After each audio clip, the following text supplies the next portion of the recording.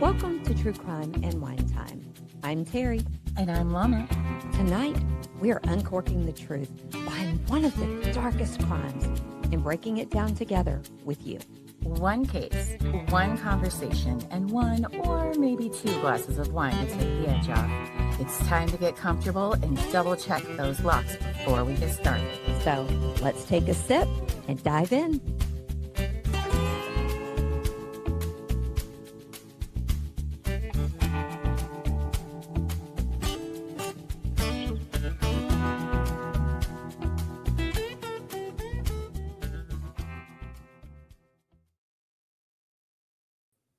Hello. Hello. How are you? I'm good. How are you? Hello. Hello. Well, I feel like I've been with you all day today because I was able to listen to you and Buffy during Laura Owen. So I kind of feel like we've been hanging out and then we had a little meeting. So I've gotten a lot of llama time today. A lot of llama time for you today. And I got llama gifts from you today.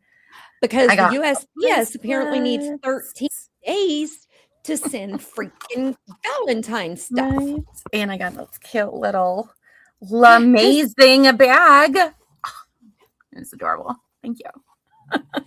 And I see 80s is here. Hi, 80s. Hi, 80s Music Man and a lady in gray somewhere. Uh-oh. Am I in freezing? But we're both clicky. Never mind. You click. I didn't touch.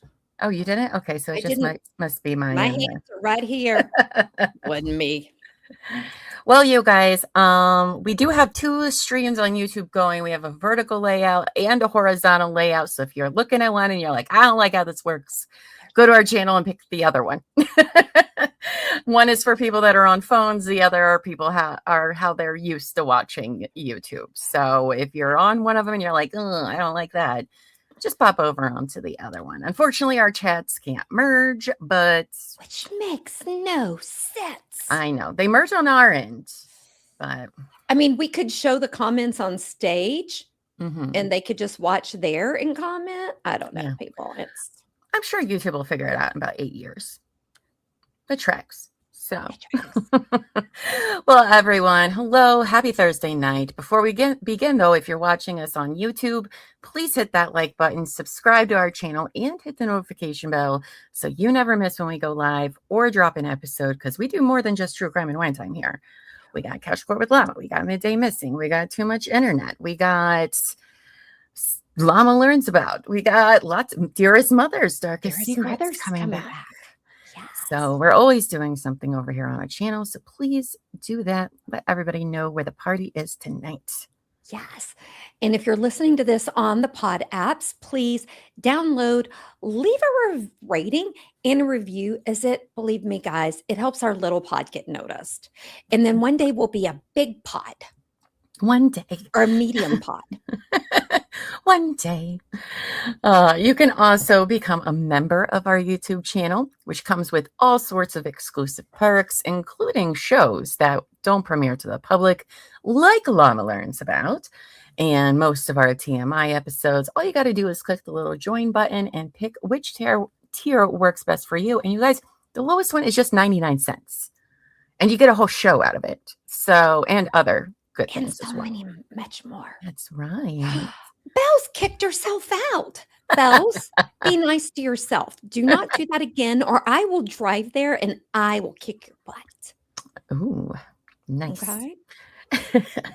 Now, guys, we have a special episode of True Crime and Wine Time coming up on Tuesday. You heard me, Tuesday, February 24th at 8 p.m. Eastern, where we will have a special guest who's going to share with us her story and her journey. I can't even talk in Justice for Ruby.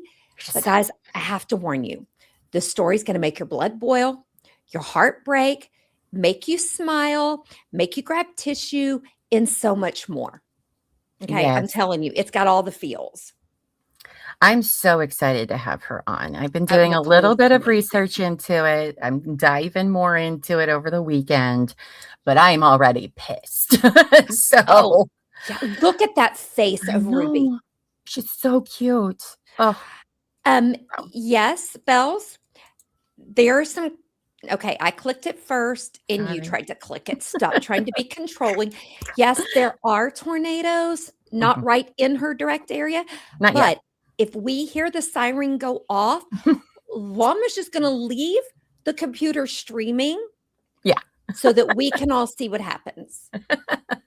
No, don't worry, Bells. They're not supposed to come in for another hour, hour and a half, maybe. So I'm sure we'll be fine. But those of our friends who are in Illinois and Indiana right now, particularly Southern Indiana, please stay safe. Yes. Listen to your weather right now. I mean, have Ryan haul y'all on in the background while you listen to us. But if you only have one device, please go watch him and then come watch your show later. All right. Many tornadoes have already dropped down because that's what I was listening to before we went live. So please be safe in all of that. So, Llama, why don't you tell us what we're covering tonight? Because this insanity is all you. yeah, All it you. is. It is.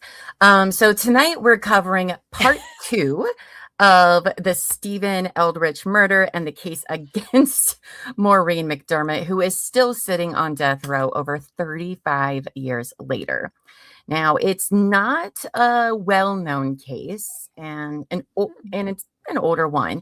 But to me, this case is something that I think needs to be looked at into more. And I'm curious to hear everyone's thought on this as well, especially after what we revealed tonight. So I don't know how y'all are feeling with part 1. If you don't know what we're talking about, we do have a part 1 to this story. The part 1, I think, kind of leaves you a little bit on the fence about things, but you guys are going to hear some stuff tonight. And my trial watcher friends are going to lose their minds. So They are. Oh, Buffy made it. Welcome, Buffy. I'm glad that you didn't get lost on the insanity train that you were on with Llama today. I was a little worried. yeah, she's here. Well, hello. Hello, friends. Hello. Hello. What is that? Oh, Gogi. Goki. Okay, sorry. I read that really weird. But anyway, so why don't you tell us what you're drinking tonight, Terry? So tonight, and I did not have it refrigerated, but I love the bottle. Oh, look at that. So I That's know, fun. and it's a bottle I'm going to keep because it's painted. It's not a Yeah. sticker. So I Ooh. will be keeping it. It is Forever Young Côtes de Provence Rosé. They say it's fresh, crisp, and vibrant. Even has a glass cork. Oh, that's fancy. Look at you with It's your not. fancy bottle. It's $13.99. Okay. That's a pretty good So, deal. and it's good, but it wasn't refrigerated, so I did have to add my cute little plastic ice cubes. Are they hearts, Terry? No, they're actually stars because the hearts were in the drying rack from the party this weekend. Oh. I knew you had heart ice cubes. I do, and I have diamond ones too. What are you drinking? I love that. Well, tonight I'm already kind of through a lot of my bottle, I'll be honest with you. I'm drinking Stella Rosa Moscato d'Asti, which is basically like a wine and champagne is basically what it tastes like. It's pretty light. For a sweet wine, I would say it's semi-sweet. I wouldn't say it's like super duper Yes, no. sweet or anything like that. But big fan. My only complaint is it barely has any alcohol by volume. So please do better, Stella Rosa. Okay. Well, I'm sure you have a bottle of something else you can open if you get desperate. Probably. Probably. But anyway, so let's go ahead and get into tonight's case, shall we? I hope you are. Oh, me all too, Gogi. Oh, Gogi likes white wine. I do too. Yes. So, in our last episode, we laid out the harrowing case against Maureen McDermott for the murder of Stephen Eldridge. We saw a respected nurse, a woman known as a soft touch, allegedly transform into a calculating architect of murder. Mm. We heard about the 44 stab wounds, the stage crime scene, and the $100,000 life insurance policy that the state claimed was her ultimate prize. Hmm. But was it? Hmm. By the time the gavel fell in 1990, the narrative seemed settled. Maureen was a cold-blooded manipulator who used a pathetic character named Jimmy Luna to do her dirty work. Right. Well, that's what the state wants you to believe, because we know in the world of true crime, the settled narrative is often the most dangerous. Because to believe in Maureen's guilt, you have to believe in the absolute honesty of three men. And that's Jimmy Luna, who is a diagnosed psychotic and admitted pathological liar. Like we're talking Laura Owens level over here. The brothers, Marvin and Dondell Lee, who both walked away scot-free of murder charges by getting a full immunity in exchange for their testimony against Maureen. And you guys, when we say scot-free, we mean literally they are free. Yeah. For stabbing a man 44 times. And cutting off his membrane. Yeah. Yeah. But listen, guys, if you pull one single thread in their stories, the entire case begins to unravel, and unravel it does. Unravel it does. It does. We are dedicated to this second episode because the legal system isn't always about what happened. It's about what can be proven. Since her conviction, a different story emerged. It's a story of a woman whose greatest flaw wasn't greed, but a naive refusal to see the darkness in the person she tried to help. And there are so many of us that fall victim to that. Mm-hmm. Now, in this episode, we're going to look at the evidence that was never heard, the psychiatric profiles that were downplayed, and the shocking inconsistencies in the confessions that sent Maureen to death row. You know, we have to ask ourselves, is Maureen McDermott a killer, or is she the most tragic victim of the men who actually held the knife? Oh, that helps if I have a picture. There it is. And tonight we're going to dive into the case for innocence, which, you know, we'll see how that goes. We'll see how that goes. We will see how that goes. Can't wait to hear what you all think about this as we go along. I can't wait. To start peeling back the layers of the state's case, let's begin with the first few hours after the murder of Stephen Eldridge. While the prosecution used Maureen's behavior during her interrogation to paint her as cold, a closer look at the conditions of that night suggests a far more disturbing reality. Mm-hmm. The foundation of any criminal case often rests on the first statement given by a suspect. For Maureen, those first hours weren't just an interview. Guys, they were a trial by exhaustion. And we all know how Llama feels about that. She has strong opinions. Get ready for a lot of rants tonight. A lot of rants. All right. So imagine the scene, okay? It's 2 a.m. Maureen has just witnessed a brutal murder of her freaking roommate and has been injured and attacked herself. All right. She's then taken to the hospital, then immediately to the police station once she was cleared from the hospital. She isn't wearing a suit or even her own clothes. She is interrogated for 7 straight hours wearing nothing but a thin, skimpy hospital gown, which is I'm already like, can I go home now? Like, this is awful. That's like, no. What? And she had no underwear on, no shoes, no coat. I mean, yeah, it's California, but still. It gets chilly in the evenings. Yeah. And the hospital records show that her temperature while she was there was 96.2 degrees Fahrenheit, which is a clear clinical indicator of a person being in shock. So this is not a great person that you want to be interviewing at this time. So Lady in Gray, right out of the box, says what Terry's going to say. Even if you're just a witness, get an attorney. Guys, I can't say it enough. Let them think whatever they want to think about you, okay? Just tell them Terry and Llama said so. But don't call us because we're not lawyers. Yeah, we're not lawyers. In this weakened, nauseated, and frightened state, she was then subjected to good cop, bad cop tactics by Detective Riel and Arnold. And since she had no criminal history or experience with the legal system. Maureen was allegedly never read her Miranda rights, nor was a lawyer present or even suggested to her. She didn't know that she could do that. I They mean, took why would she? advantage, in my opinion.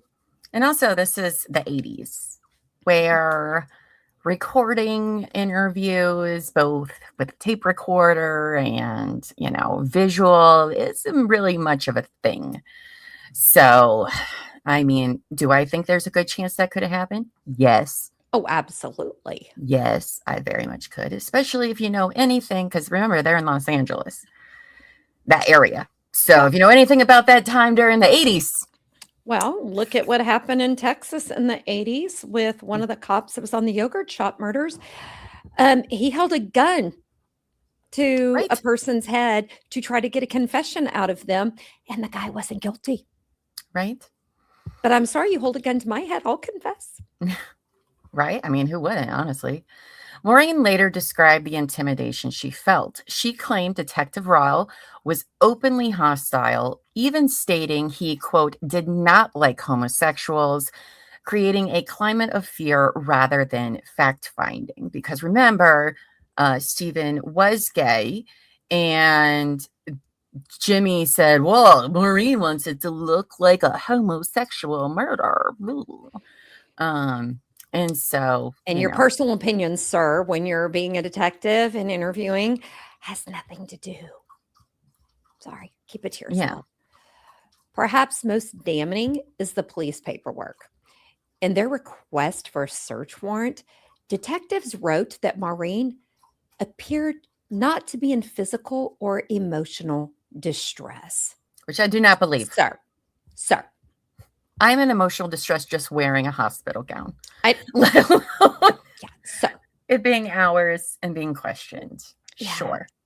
This stands in total contradiction to the medical reality of her injuries and her subnormal body temperature. Like, guys, she was beaten. She was physically assaulted. Saw this. Sir, sit down. A major pillar of the prosecution was that Maureen didn't act like a grieving roommate. She's in shock. Hello. However, experts argued this is a scientific fallacy. One that we see very often. Very One often. that we do too. It is kind of a human nature to be like, you're not doing it like how I would do it. But also, Maureen is an RN. All right, she was in pediatric. What was her thing again? I don't know, but she was an RN, and you gotta compartmentalize stuff in a job like that. You can't. Yeah, you can't let your emotions get in the way. So she's used to that. But then she's just had this very traumatic thing happen. Her best friend / roommate is dead. Like, how do you even process all of that so quickly? So, well, Dr. Marjorie Broad, a psychiatrist who worked with Maureen, points out that there is no correct way to behave after a traumatic event. And when an officer testifies that a defendant wasn't upset enough, they aren't giving a scientific opinion. They are demonstrating a personal bias, which is very important when you're watching trials to be like, you're not supposed to say that. And you do. What are you trying to make us believe? Right. Now, to the day she passed, because sadly, a lot of people in the story tonight we've heard about are no longer with us, which is very problematic in trying to get Maureen a new trial. It is. But Dr. Broad remained one of Maureen's staunchest advocates, stating she had found absolutely nothing in Maureen's history or psyche to indicate that she was capable of such a crime. And that's pretty interesting, because that would have been, several decades after the fact. Now, yes, people can have no criminal history. They can just seem like they wouldn't hurt somebody. It happens all the time. But do we trust a psychiatrist or a detective who doesn't like homosexuals? Right. Good point. I'm just throwing it out there. When Detective Arnold confronted Maureen with the phone records between her and Luna, She didn't hide and explain the reality of their relationship. She stated that Luna was a compulsive caller who harassed everyone. She did admit to calling him after the attack because she viewed him as a flaky coworker who needed to know what had happened. She said she treated Jimmy Luna like a stray dog she was trying to help. She didn't realize that in his mind, he was playing a much darker game. Oh, Jimmy freaking Luna. Yeah. Oh, boy. All right. So that was the interrogation as big problem, number one. So let's get into big problem number two. This one. There we go. Oh, there we go. The investigation. Now, if the prosecution's case was a house, the foundation was the investigation led by Detective Melvin Arnold. But under cross-examination, that foundation didn't just crack. Oh, no. It crumbled. Wait till you guys hear about this. All right. The defense argued that the lead detectives didn't follow the facts and that they followed a hunch and ignored everything that didn't fit. What? No. Never happens. That never happens. Mm-mm. A major smoking gun for the state was the sheer volume of phone calls between Maureen and Jimmy Luna. Over 75% of these calls were initiated by Luna. Okay. That says something. Maureen explained to detectives that he was a compulsive caller who harassed her and others constantly. I think we've all known somebody like that at least once in our life. Yes. At the time, phone records could only show a connection between numbers. They couldn't prove who was on the line, if the call was actually answered, or if it simply rang into an answering machine. Because remember, guys, this was back when you had these little machines in your house with little tapes. You had to be stuck to the wall talking.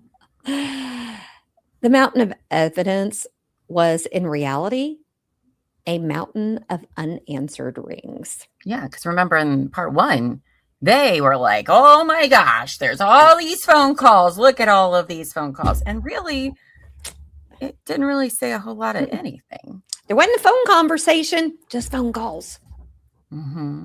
Now, despite this lead, the police never bothered to check with the hospital about anything.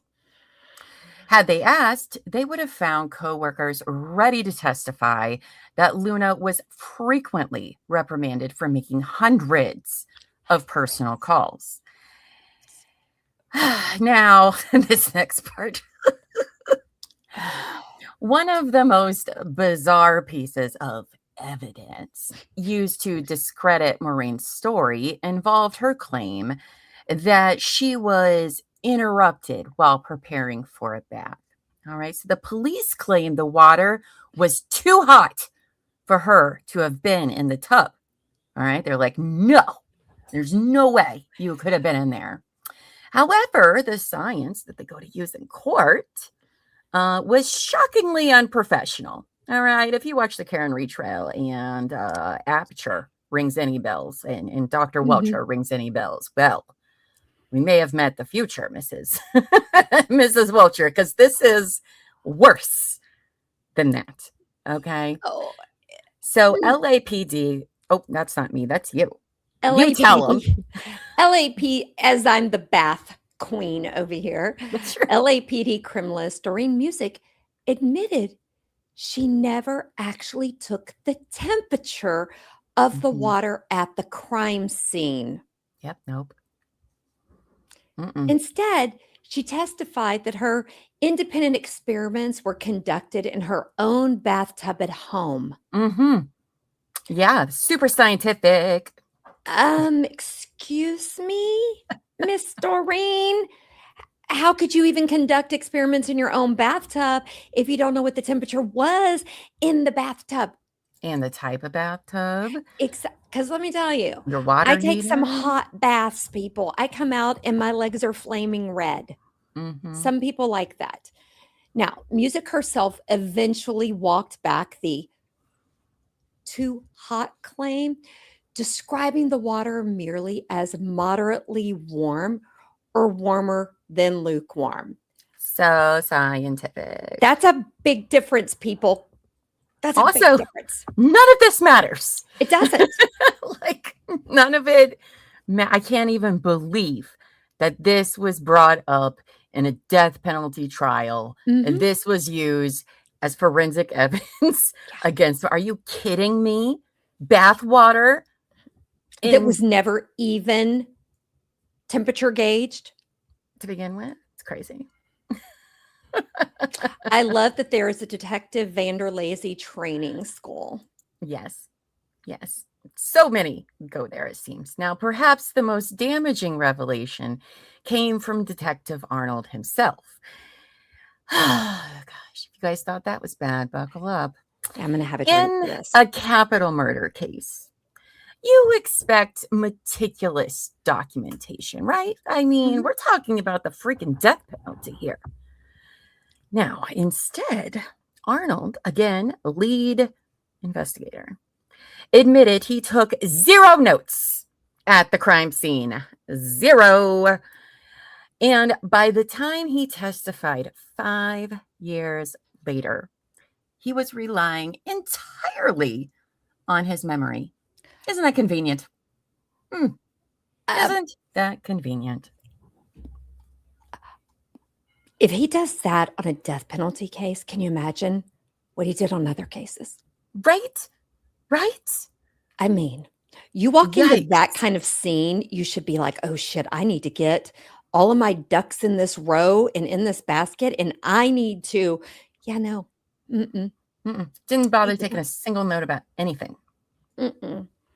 Under oath, Arnold admitted his methods were sloppy and that he was only guessing about key aspects of the case. Excuse me? Yeah, that as a lead investigator should. Guessing? Right. Guessing. Isn't that what we do on Wheel of Fortune, maybe? He was allowed to testify that certain things at the scene felt unusual, but when pressed, he couldn't provide any forensic reason why. They were just his gut feelings and no tangible evidence. I just felt it was off and it was that way. So you should just believe me.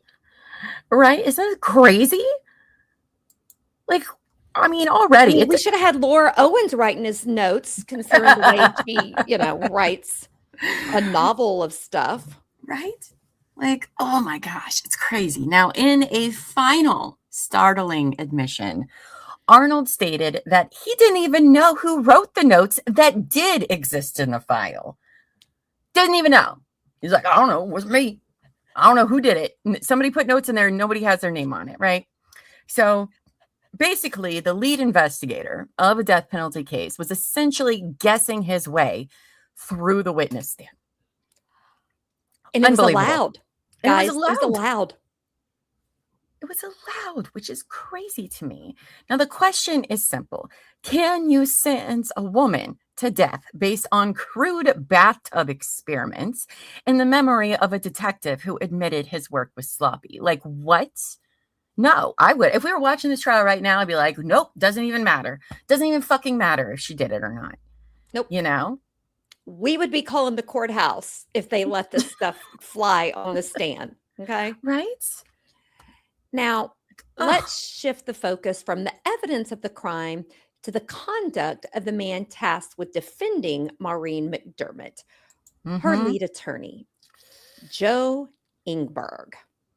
Yep.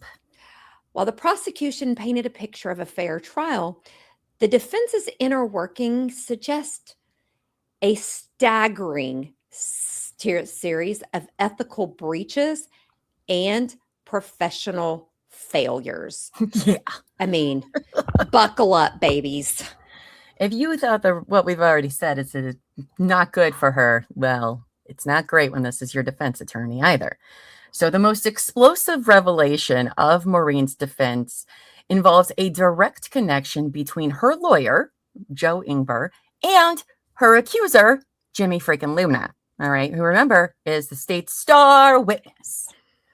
Now, before he ever took Maureen's case, Joe Ingber represented a man named Randy Howard, who was the lover of Jimmy Luna while Luna was in the LA County Jail. Mm-hmm. Yep. What? Yep.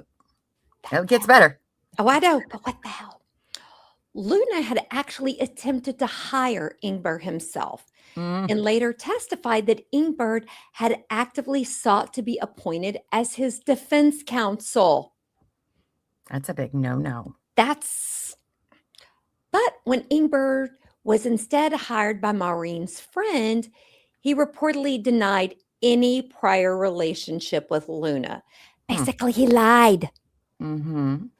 However, he did not deny visiting Luna in jail to hold his hand.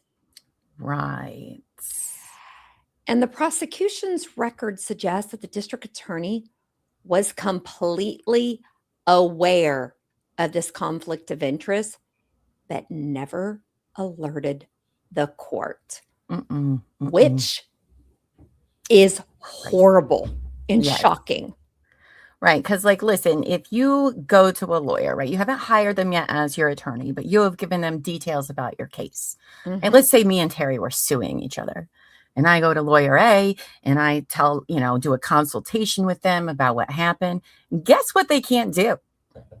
Terry can't hire them to be her lawyer because I already talked to them first, whether or not they're my lawyer or not. Whoever gets there first gets them. Whether you hire them or not. So this should not have happened. No. Yeah. And the fact that the DA knew, that's a big problem too. Oh, we'll get into her. Yeah. Now, despite the $58,000 paid to him by Maureen's friends, that's right, $58,000 in 80s money. Okay, that's a lot of money. $12,000 of which came for Maureen herself. All right. Remember how they were all like, oh, Maureen needed money. Maureen needed money. She had to do this to pay for the house. She had $12,000 sitting around. I don't think that was the issue here. Ingber allegedly did almost no work on the case for years. He reportedly developed no theory of defense and failed to hire a criminalist to evaluate the crime scene or a psychiatrist to evaluate Luna. That's right. He did dick in the case. Between 1986 and 1989, Ingber requested 27 continuances. 27. Telling Maureen that the longer they waited, the more likely witnesses were to die or forget. I mean, it's a tactic that's true, but still. Not a good tactic. Not great. And when investigator Bob Zink was finally hired in 1989. 4 years after the murder. Yeah, 40 months, guys, after her arraignment, he found that no investigation of any kind had been done. He was shocked to find that the trial had already started without a clear defense strategy. How this woman is not out, I do not know. Right? This is wild. This is absolutely insane. All right. So Maureen's personal interactions with Ingber paint a picture of an attorney who was dismissive and unprepared. Shocking, I know, right? She met him for the first time at her arraignment, where he told her he was too busy for her case and handed much of the work to another attorney, Carl Burkow. Cool. When Maureen asked how she could prepare to testify, Ingber's response was allegedly a stinging rebuke of, how the hell should I know what she's going to ask you? I'm not clairvoyant. Oh, okay, sir. Well, I kind of thought that's what we paid you all this money for. Okay. I thought that was your job. Sorry. Okay, I'm going to try to not drink too much during this case tonight. The financial side of the defense was just as murky. To maximize his payments, Ingber allegedly lied to the court about the money he had already received from Maureen's friends, leading to a secret ex parte proceeding where he got himself appointed by the court as her paid counsel. He was double dipping, Basically. guys. Allegedly. I know, allegedly. Because he was hiding the money he had already been paid, Ingber could not call Maureen's friends to testify on her behalf. This allowed the prosecutor to mock Maureen in front of the jury, stating, it was interesting, was it not, that not one of her friends showed up to testify on her behalf. I mean, I would have been that friend that I would have stormed into the court and saying, I need to be heard. Objection! I got shit to say, Your Honor. She has a friend, but I can't come because this guy won't let me. Now, perhaps the most damning moment came after the guilty verdict. Witnesses reportedly saw Detective Ryle and the prosecutor snickering over a note passed to Joe Ingber. The note allegedly read, "Thanks, Joe. We couldn't have done it without you."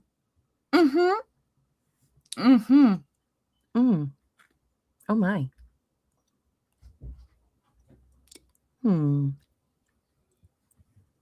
Speechless. It wasn't until later when Ingber gave an interview about Maureen's appalling crime and her conditions on death row that Maureen realized the man she had paid to save her life actually believed she was guilty, and his defense, or lack thereof, reflected that belief. I mean, that is a crime right there. Right? Of course you'd be like, well, I think so, especially when you didn't do your work, just because who's going to argue with, that? Like, not so great, defense attorney. That's right. It's not just the state's fault in this scenario. No. Oh, no. No. Well, they were both complicit, in my opinion, because the defense attorney had a relationship. The DA should have been calling foul on that. Well, she has other agendas. She's got other problems. Speaking of, problem number 4, prosecutor Catherine Mater. Now, for problem number 4, we're going to take a look at the woman across the aisle, Miss Catherine Mater, who led the prosecution that sent Maureen to death row. But her path to that conviction and her career afterwards is paved with allegations of racial manipulation, suppressed evidence, and a reckless abuse of the truth. Now, spoiler alert, later, guess what? She becomes a justice for like 19 fucking years. Yeah. Can't believe it. And she's a true crime author. Yes, a true crime author. I was like, what? I wonder if she's going to write a story about herself. Let's see what you all think of Catherine coming up here. If Joe Ingber's defense was a failure of effort, the prosecution led by Catherine Mater is alleged to be a failure of ethics. To secure a death sentence against Maureen, Mater had to rely on 3 men who had every reason to lie, and they were known to be liars. Now, the mechanics of Mater's immunity deals were, to many, a perversion of justice. Agreed. Everybody in the chat that agrees, raise your hand. Yep. Who are you?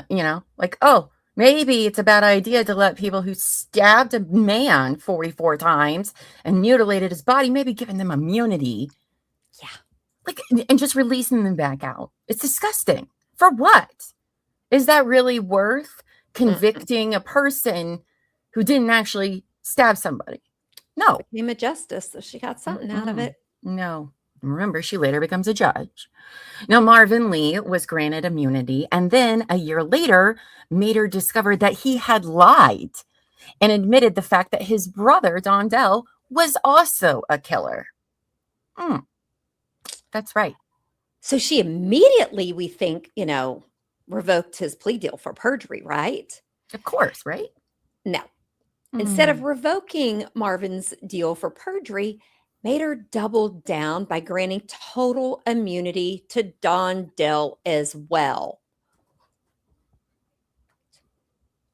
Wild. 2 men admitted to committing capital murder and walked away with 0 prison time, specifically so they could testify against the one person who wasn't physically holding a weapon. How this still stands. It's gross. That whole part just grosses me out. I mean, this is in California, right? Yes.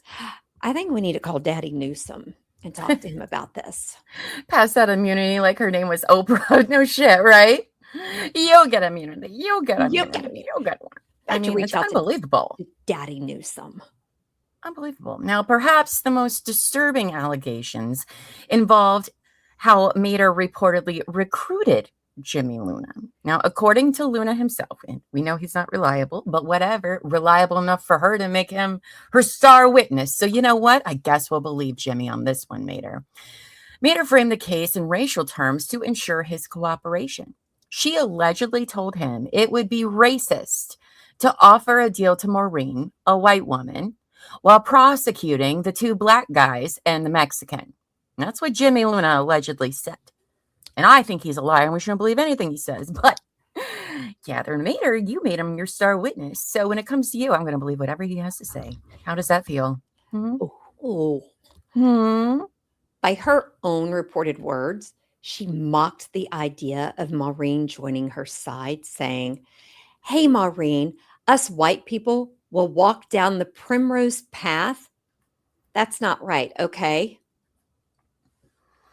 She allegedly used the social justice narrative to convince Luna that his only path to freedom was to help her get the white woman. Oh, but couldn't be because you're a public elected official or anything. Now, by the way, we don't know Maureen's sexual orientation. Well, we don't know. But she met Stephen at a gay bar. So she was there. But that she was also in her 30s. Because unwed and no kids. I like to go to a gay bar because then I don't have to get a hit on. Plus, I have my gays that I hang out with, and I feel safer in a gay bar than I do with straight men. Right? But to just immediately be like, oh, you know what, you guys, like, you don't even know anything about her. I don't know anything about her. But this sounds very political because, you know, when you are a DA, and you're prosecuting a death penalty case and it's the 80s. And it's a female. It's a female and the victim was a gay man. And you got 2 black guys and a Mexican guy. Like, this is just prime, like, you can be this savior prosecutor that's going to fix all of the racism and homophobia in the world with one case. Because why else would you offer 2 guys who admitted to stabbing a man total immunity if it wasn't because you were going to benefit from this? Yeah, total immunity. Because I mean, not even like 6 months. I got nothing. Tell me how that is safe for your constituents. Do tell, Mater. Do tell how that made the world a safer place with 2 men who were willing to do that. But okay. She's going to tell us our reasonings a little bit. Now, Mater's pursuit of the death penalty also required her to paint Maureen as the corrupting influence over an otherwise non-violent Jimmy Luna. When requesting... Oh, that is a very loud train. Sorry. Hi, choo-choo train. Yelling at me. It is aggressive. When requesting a search warrant... Sorry, I don't know why it's so loud. Maybe it just wants to be on the show. Maybe they're watching our show right now. Maybe they're like, they agree with us. Hi, Mr. Train Guy. Now, when requesting a search warrant, Mater told the judge that the only time Luna had committed a serious act of violence was because Maureen told him to. Mater reportedly knew this was false. I don't know how she couldn't have known this was false. I have no idea how she could be like, oh, no, I didn't know that. Luna had a long long documented history of violence and severe mental instability that predated his friendship with Maureen.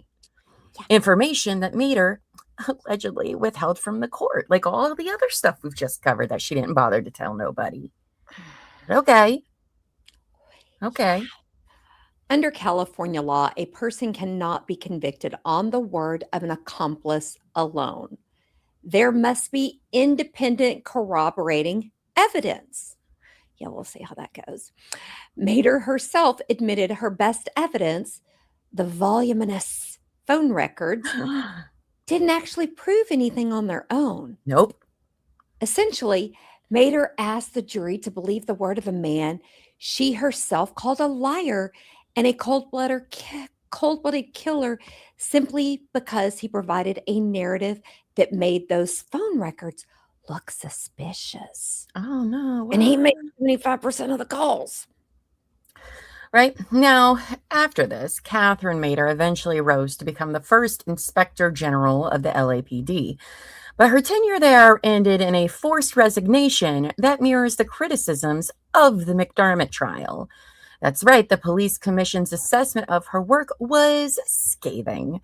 They accused her of being unprofessional and untrustworthy, stating she would start out with a conclusion and then attempt to find facts that meet that conclusion, resulting in misinterpretation of facts and ignoring of facts and a reckless abuse of innocent people's reputations. What? No way. I bet that was her first time doing that. No, because then she goes and is a judge for however, until like 2020 or something. Now, the investigative style, deciding someone is guilty first and twisting the facts to fit it, is exactly what Maureen's supporters claim happened in 1985. And listen, they make a very valid claim in this. Like, they do.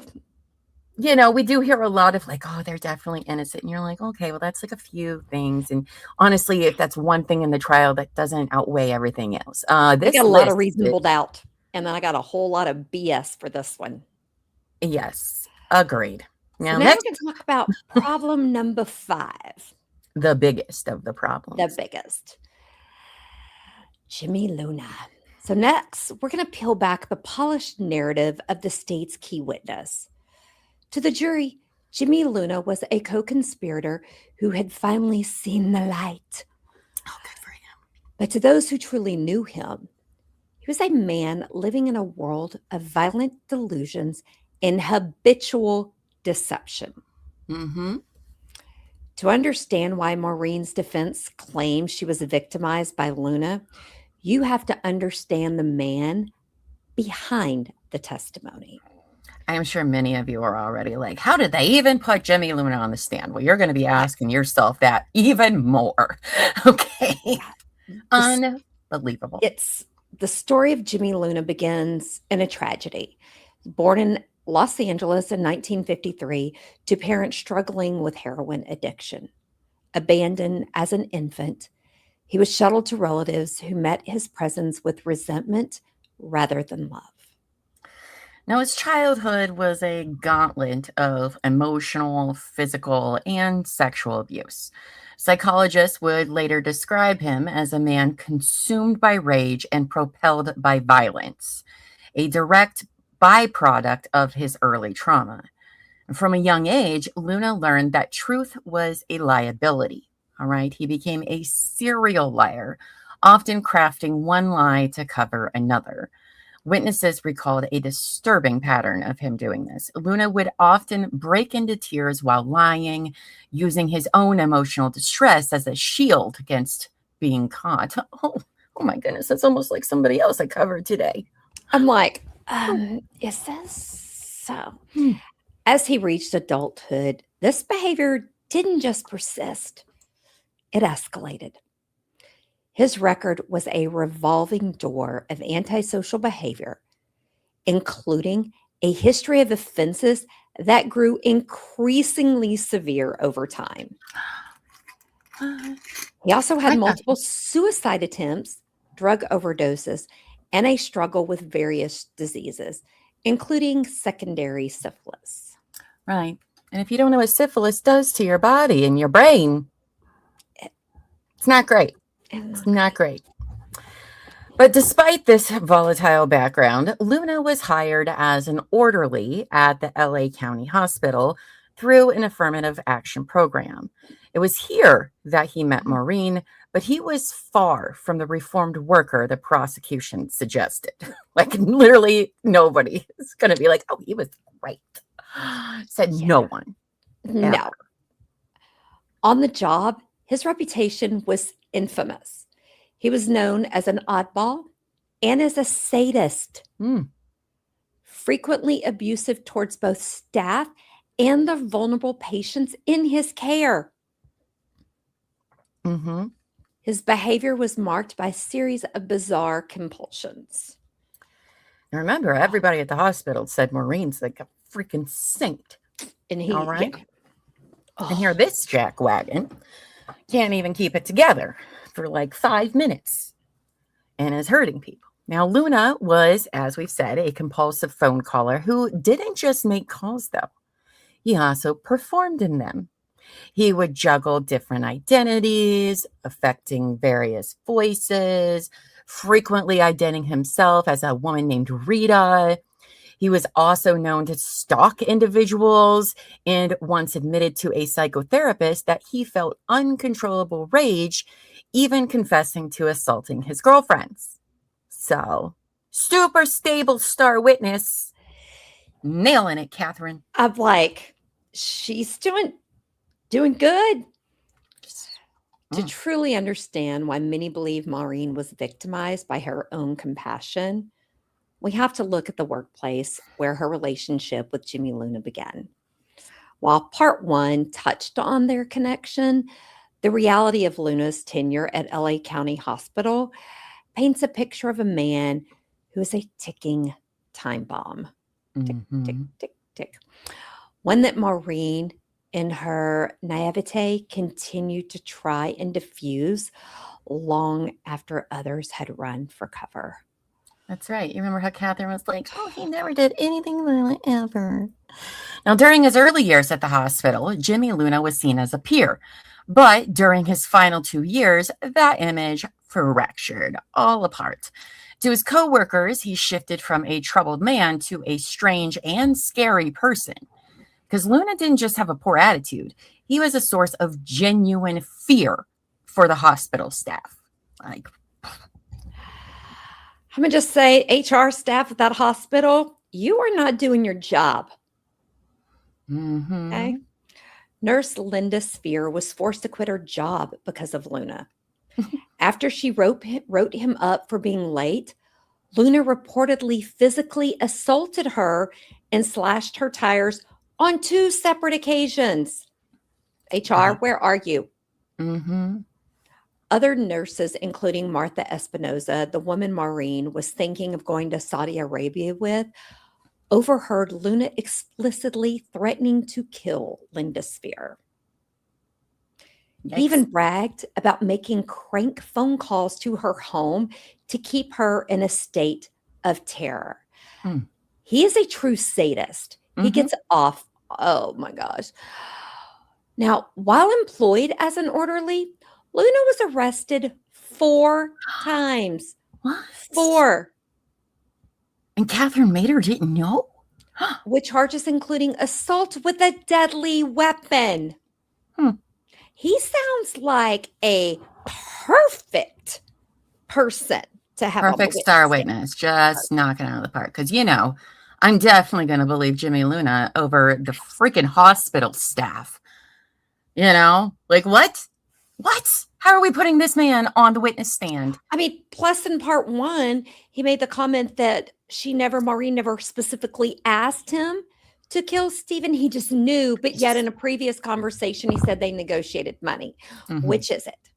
Oh, wait, you guys, because we're going to hear from Jimmy himself. Oh, yes. Get ready. That's right. Now, after coworker RN Susan Merritt recalled that Luna's hustle at the hospital was often criminal, he reportedly acted as a lookout for drug-addicted patients, assisting them in smuggling illicit substances into the ward. He was also accused of stealing a car belonging to another nurse and was known to throw objects and scream curses at the very patients he was supposed to care for. As Luna's behavior became more erratic, the hospital staff distanced themselves. He was a constant financial drain, borrowing money from anyone who would listen and never paying it back. Eventually, Maureen McDermott was the only person left that would have anything to do with him. And I don't blame anybody for being like, "Ooh, nope." I don't blame Maureen for having a bigger heart, but while everyone else saw a violent oddball, Maureen saw a pathetic character who was perpetually broke. She didn't just lend him money, she gave it to him, continuing to feel sorry for him while he was being suspended for falsifying patient vitals. Maureen. Many have asked how a man with 4 arrests and a history of assaulting staff could keep his job. I would love to know that myself. Right? At the trial, it was suggested that his membership in the union and his status in an affirmative action program made it nearly impossible to fire him. I'm calling BS. Somebody just didn't want to do the paperwork. Probably. Now remember, nobody went to the hospital to talk to anybody that worked there. Nobody did. Not the DA. Right? Nope. Or her lawyer or the defense attorney, Ingberg. Nobody did. But a guy named, that's his last name. His name is James Jimmy Luna. Yes. But not like Luna Lovegood, our favorite Luna Lovegood. Now, it wasn't until 1985, all right, oh, that's the year of the murder, that the hospital finally took action. The catalyst wasn't just his abuse of patients, but the discovery of a final lie. Luna had lied on his initial employment application, denying he had any criminal record. And that's what Catherine said too, but guess what? She's wrong. Did we not do background checks in 1985? I was 5. I No, doubt I was it. 15. No, I doubt it. Jeez, Now, Louise. as Maureen McDermott began finalizing her plans for the career move to Saudi Arabia, the stability of the man she had been trying to help, Jimmy Luna, began to disintegrate. To Maureen, the move was a financial opportunity for her. But to Luna, it was a profound personal crisis. All right? Because he's getting fired from his job. Let's see what else happens to Luna before the murder. Like, we're talking a month. Luna's attachment to Maureen was far deeper and more obsessive than a typical workplace friendship. He reportedly told coworkers, including Martha Espinoza, that Maureen would be abandoning him if she left the country. He was recorded asking, "Who will take care of me if Miki leaves?" Oh, Take that care of doesn't your sound neighbor. like somebody that you're co-conspiring to murder your roommate with, does it? No, this sounds a little alarming. There's somebody who is very unstable. That's alarming. You know? Now, in an attempt to keep her close, Luna begged Maureen to let him care for her house and her animals while she was away. Maureen refused for probably obvious reasons. Now, despite her sympathy for him, she knew him too well. She viewed him as a habitual liar, extremely unstable, and entirely unreliable, as we all should. She would give him money for food, but she would not trust him with her home. Because no. I can't say I would have. By early 1985, Luna was, as supporters described it, skating on the thin edge of his own mind. His behavior had become a kaleidoscope of bizarre performances. He would frequently mimic voices and pretend to be other people. Nothing alarming there. He would swing between self-pitying bouts of deep depression and manic, feverish periods where he would spend hours making compulsive phone calls. Right. Now, Dr. Philip Merritt, a physician, probably way more credible than this guy, who worked with both Maureen and Luna, was convinced that Luna was actively psychotic. He described him as twisted, both in his illogical thinking and in his threatening manner. I mean, that holds some weight. Yeah. Dr. Merritt proposed a theory that challenges the prosecution's entire motive. He believed Luna didn't kill Stephen because Maureen hired him, but because he had discovered Maureen's mortgage insurance policy. It's along my theory as well. That's one of the Agreed. bullet points on mine as well. Now, in Luna's illogical mind, Merritt argued, he may have believed that if the roommate was dead, Maureen would come into a windfall of money that he, her friend, could continue to borrow indefinitely. Luna, quote, Luna was crazy enough to do something like that, Merritt noted.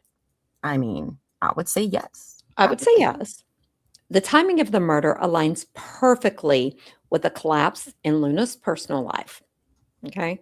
A few weeks before the killing, Luna was evicted from his apartment following incidents of property damage and violence towards his neighbors.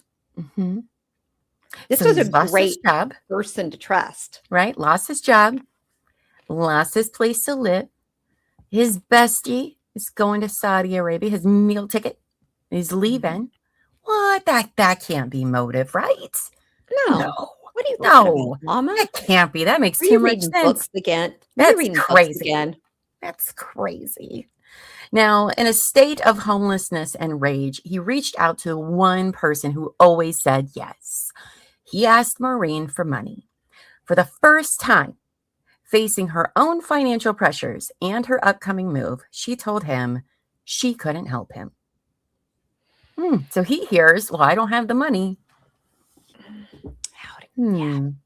Even more telling is Luna's behavior immediately after the crime. Shortly after Stephen Eldridge was murdered, Luna called Maureen again to ask for a loan. Which is crazy. What? To be exhausted and in shock from the attack on her home. Maureen's response was one of disbelief, like most of us, where she said, "You've got to be kidding. After what I'm going through, girl, that's much nicer than what I would have said." Right. Now, one of the most suspicious aspects of Jimmy Luna's role is the timing of his testimony. Now, he was arrested shortly after the murder in 1985. I think it was July or August. Luna was held for 72 hours. Oh, yeah, that's right. I forgot. He was initially arrested, like right off a week later, and then they let him go for 72 hours and released after a flat denial of involvement. He was like, I had nothing to do with this. Now, even when he was arrested again in July of that year, he remained silent. He didn't, surprisingly, for the first time in his life, it sounds like, he didn't talk about anything. So that's interesting. It wasn't until July 12th, 1989, more than 4 years later, and 1 month before Maureen's trial, that Luna finally implicated Maureen. Facing the death penalty himself, Luna entered a plea deal for first-degree murder. His confession essentially amounted to, "She made me do it." The circumstances of his initial debriefing raises serious questions about the reliability of his words, because if you're not questioning everything he says by now, well, I don't know what to tell you. You are very okay. Anyway, now prosecutor Catherine Mader and Detective Arnold questioned Luna when he had not slept in over 24 hours. The best time, of course, to question anybody. So that's the best time to talk to me. Right? Prosecutor who has a lot to gain, and Detective No Notes over here. Yeah. So I'm sure this goes well for Maureen. During this debriefing, Luna spoke about Maureen not as a co-conspirator, but as a lifeline. He claimed he leaned on her as a mother image or sister image because he had been abandoned his whole life. Mader allegedly made it clear that to secure his deal, Maureen had to be the mastermind. Right? That whole mother image, sister image thing. That's just another motive for him. Like, I can't have that person abandon me again. I got to do something No, he to didn't want make to be them stay abandoned here. again. That was his Exactly. trauma response. Makes way more sense than a stupid life insurance policy that she didn't even need. Now, when asked why a compassionate nurse would suddenly order a brutal execution, Luna's answers were, in the words of the defense, absurd and crazy. Yes. Luna offered a rotating list of reasons why Maureen wanted her roommate dead. He claimed Maureen resented Stephen for hollering at her dogs. That's not a reason to kill somebody. Then he claimed she needed the money to send to her mother. And then he said she was angry because Stephen was trying to fix up the house to sell it. I wonder how many of those things are actually what she said, or how he interprets it does not mean that that's what she, like she could be like, oh, like I don't have money to send to my mom this week, or whatever. And I hated that Stephen yells at my dog sometimes. Right? It doesn't mean anything, So now the financial details of the contract were just as inconsistent. In one version of his story, Luna claimed Maureen promised him $50,000 from the insurance payout, which no way, buddy. I mean, no way. Half? Right? No way. No way. In another, the amount jumped to $75,000 because, yes, he is that well of a hired killer. She needed it to pay for her house, but she's willing to give it all away. Right? Now, on the witness stand, though, he struggled to maintain a consistent narrative, jumping from story to story as he was pressed by defense attorneys. So, and remember, they crossed him for, what was it, like 7 or 8 days? Yeah, he was on cross. Man, I wish we could have watched that. I bet that was wild. Perhaps most telling was Luna's testimony regarding the homosexual murder staging. He claimed Maureen wanted it to look that way so the police wouldn't investigate. However, when the defense asked Luna to explain the actual differences between a homosexual murder and a heterosexual murder, the key witness, the man who supposedly planned the staging, simply said he didn't know. Right. Ultimately, Jimmy Luna testified that he never asked her why she wanted Stephen dead because he just knew. As one does. Reader. Yes, probably. Probably. Now, when Maureen McDermott's appellate counsel began digging into her case, they discovered a gaping hole in the legal proceedings. Neither the prosecution nor the defense had ever subjected their star witness, Jimmy freaking Luna, to a formal psychiatric evaluation, which is what? I mean, I know why the state didn't, because... But why didn't the defense? Well, because he was busy fucking off doing whatever he's going to do. He didn't have time, remember? He's a busy man. But now buckle up, you guys, for who's about to enter the story. Yes, please. They brought in the world famous, also very controversial in the true crime world, Dr. Dorothy Lewis. You guys. Who specializes in the roots of violent behavior. What the hell? What she found was a psychological profile so fractured that it threatened to invalidate the entire trial. I mean, broken clock's right twice a day. I mean, I was going to say, you can. Yes.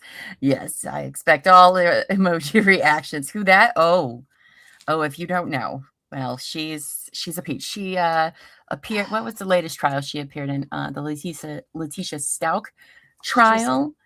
She has a whole documentary on HBO. I forget what it's called. She's a little cuckoo bananas.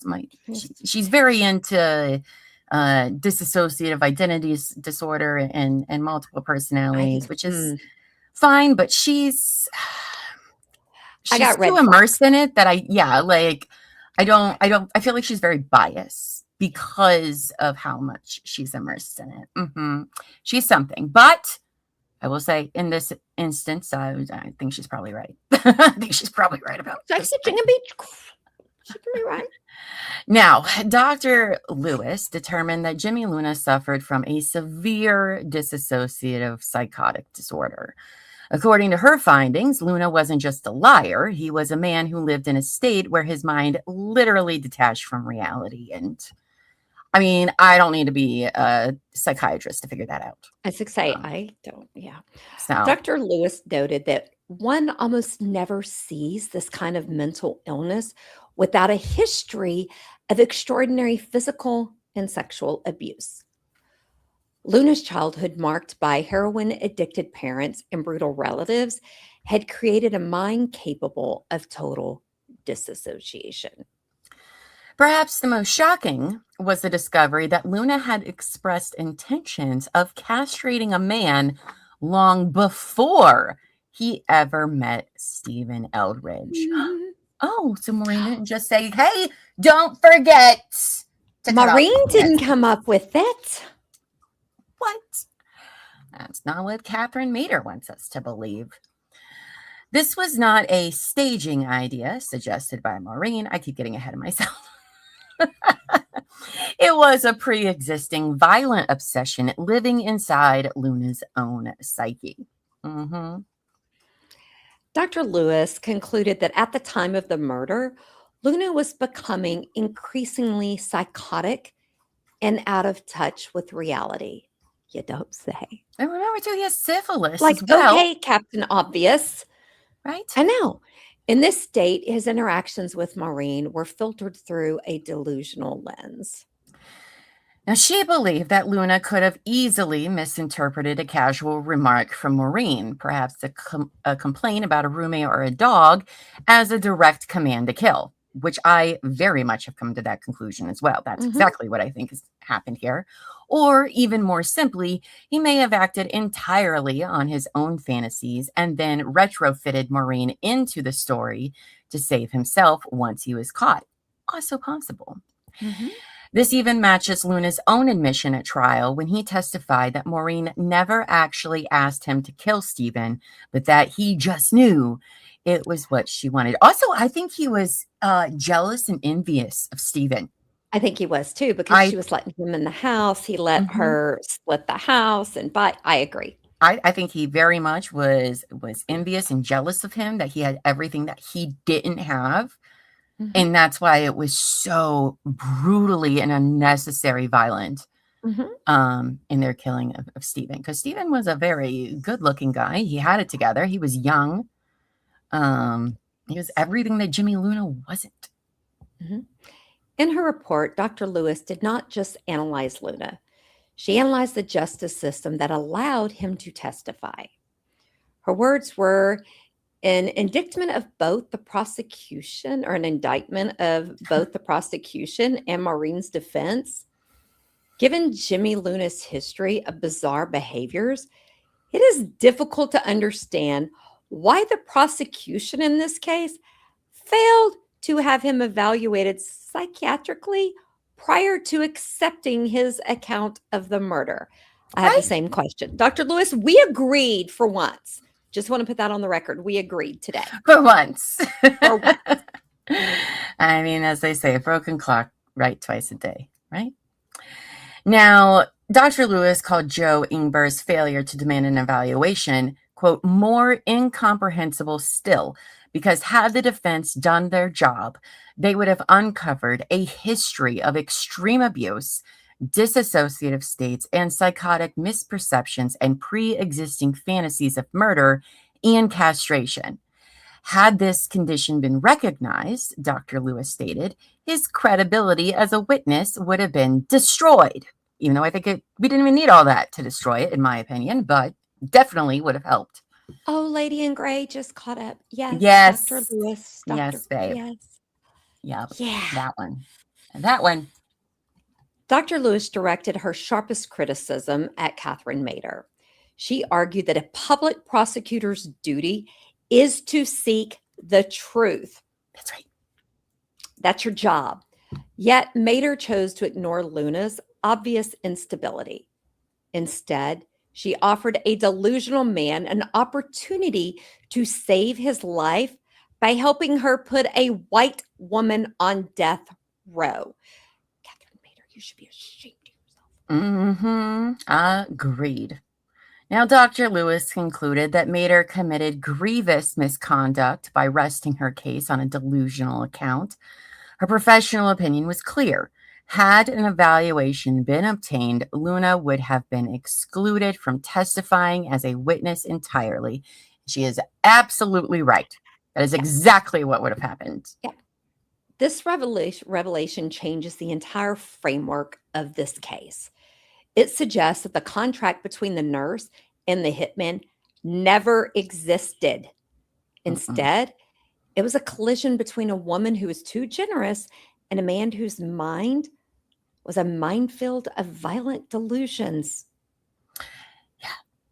All right, where are we at? We're getting ready to go into In Their Own Words. That's right. We're gonna hear from them. But how are you guys feeling right at this moment? Are you picking your jaws up off the floor? Like what? How? I mean, I know it was the 80s. I know the 80s were a crazy time in California. How is this woman still in prison? Yeah, I mean, whether she did it or not doesn't even matter. It doesn't even matter. This is egregious. And there's no evidence that she did it. No. And the circumstantial is this is what scares people about our justice system. I mean, as it should. You know, do I think we've gotten a little better over the last years? Better. Okay. I can tell you right now, there's no way Jimmy Luna would take the stand today as a start witness for anybody. For anybody. No. Never happening. You know, and that's not and the other two would not have gotten off. Completely. Oh, yeah, no. Right. And that's not throwing shade, because he was mentally ill or whatever. No, there was way more to Jimmy than that. Mentally ill people can be very honest on the stand. The problem is he's not. Problem is he's a pathological liar. And violent. Not everybody is like that. So they would never put him on there. No, this is not justice. And again, this is a death penalty case. Right. Like, all right, you guys. So to close out our investigation into the case of Maureen McDermott, we are going to look at the raw, unfiltered words of the two people at the center of this tragedy. That's right. In a case where every piece of evidence feels like it's been filtered through a lens of bias or immunity deals, letters can be a window into the soul. They capture thoughts in real time, away from the coaching of lawyers or the pressure of a witness stand. Psychologists often say that in high-stakes lies, the liar will eventually reveal themselves through the details they choose to include and the ones they omit. One of these people is a murderer who traded a life for a deal. The other is either a cold-blooded sociopath who had maintained a soft-touch mask for 40 years, or a woman who has been buried alive by a system that was way too clumsy to see the truth. They weren't clumsy. They were just on purpose. Yeah, they were bad. Now, it's not often that we get to hear from the killers themselves. So I found this blog post from 2012 from author K.H. Mizek, who she's a real person, who claimed she was writing a book about this case and had letters from Jimmy Luna. And I was like, oh, what? Yes. So I have them here for you. Now, I'm not sure when this was written. It didn't have a date on it, but here are some excerpts from a letter he allegedly wrote many years after the trial, talking about himself and sharing his thoughts about the murder and what happened that she shared publicly. So we're going to read the whole thing, but we will break it down together with all of our thoughts because there is a lot to unpack here. A lot. So it's a lot. Let me see if I can put on my psychotic mind. I don't feel good. Most of the time, I feel like someone flushed me down the toilet. I look like it too. I used to look not that bad. I get the shakes and I can't stop. I sweat a lot. I'm suffering and I'm alone, and that's all I've ever been. I wish I could have known something different. I used to see kids getting out of minivans and going to the market with their moms, and I had tried to imagine what that must be like. Why couldn't that be me? Why should I deserve any less? It's an evil world, and you can't tell me otherwise. There isn't a single person alive right now or ever that could give a good reason why some people suffer so much when others don't. It's called life, Jimmy, It's unfortunately. life. Oh, yeah. The shitheads who stepped on the faces of the rest of us in order to get ahead, they're the ones who make up stupid reasons, like karma and such. And all the poor people just say, oh, okay, because they feel dirty and unworthy, overused and worn to death, just like me. So dramatic. That's why I can say that I don't really think I had a choice. I was pushed in a corner. I was desperate. Okay, well, I don't know why my slideshow went out, but whatever. We don't have time for it. It's fine. It's fine. We'll just read it to you. The detective interviewed me after it happened. I don't remember his name. I don't even remember what he looked like. He wasn't a nice person. He didn't care about me. He didn't understand my problems. I tried to explain. I thought if I explained, he might have some sympathy because he acted sympathetic. But it was just a trap. He didn't play fair, and I don't think they should be able to do that to a person like me who's so trusting. He literally killed a man. All right? And he's like, I don't think he cares about me. What about me? He's so self-absorbed. They made me sit in a bare room with bright lighting. I'm sensitive to light and atmosphere. It made me nervous to be there. I would say so. You literally just killed somebody, so probably. So talk to us. Explain why you did it, said the detective, sounding almost nice. Must have some college degree in being able to talk like that. I don't know about that, but okay. I wanted to open up. I like that he was interested, as if he had all the time in the world to listen. Never once did he look at his watch. He wasn't antsy or rude. So I really did open up, and it felt good. I didn't mind talking. I didn't have anything to hide. I wanted him to understand me. So he just wants somebody to listen to him. Don't worry about the innocent man I just murdered. Okay, but I'm going to need you to just listen to me and my problems. Okay, great, thanks. I told him just to start off in the right place. First, I want to say that I am a very sensitive person. I cry easy. I'm very emotional. I don't cry for sympathy, for somebody to feel sorry for me. I cry because I hurt inside. And constantly, each and every day that goes by, I hurt. Okay, I got that, said the detective. I felt sort of okay with his response. It wasn't exactly what I wanted, but close enough. And I felt like if I continued and explained everything, by the end, he would feel really sorry for me. As well, he should, you know. The words just came out, first to him, and then there was this therapist lady who talked to me. I don't really remember what I said to her.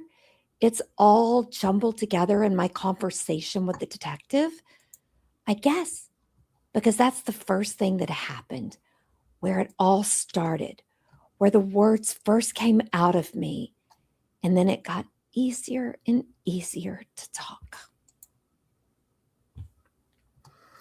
You don't know how it feels to be so desperate. It's like all your life you try to do right, You try to make the best of the situation, but nothing ever works out. Oh, pity party. So you try again and you keep a smile on your face, but it doesn't matter. I can't tell you how many times I got raped by my male relatives when I was a kid. I was small. It wasn't my fault. I couldn't defend myself. I had to go down on my older cousin. Oh, sorry, guys, this part's a little graphic here. Do you think a person can turn out normal after that? I mean, do you really? Jimmy, it's not great, but yes, people can have normal lives after that. My dad tried to kill me by hanging me from a tree. One day he got mad. I don't know why he got mad. How mad can a dad get to do something like that? How bad can a kid be? He got a rope and put it around my neck and strung me up and left me there. The rope didn't hold, and that was lucky because he meant it. He meant it to. Can you imagine how my life was after that? You see your dad that night and he's drinking a beer and no one says nothing. When a few hours before he hanged you from a tree. I tell myself he didn't mean it and it was just a joke that went bad. But he did mean it. Now, you guys, we also don't know how much of this is true. Just If want it to is put that true, out it's there. awful. It's awful. It's absolutely horrific.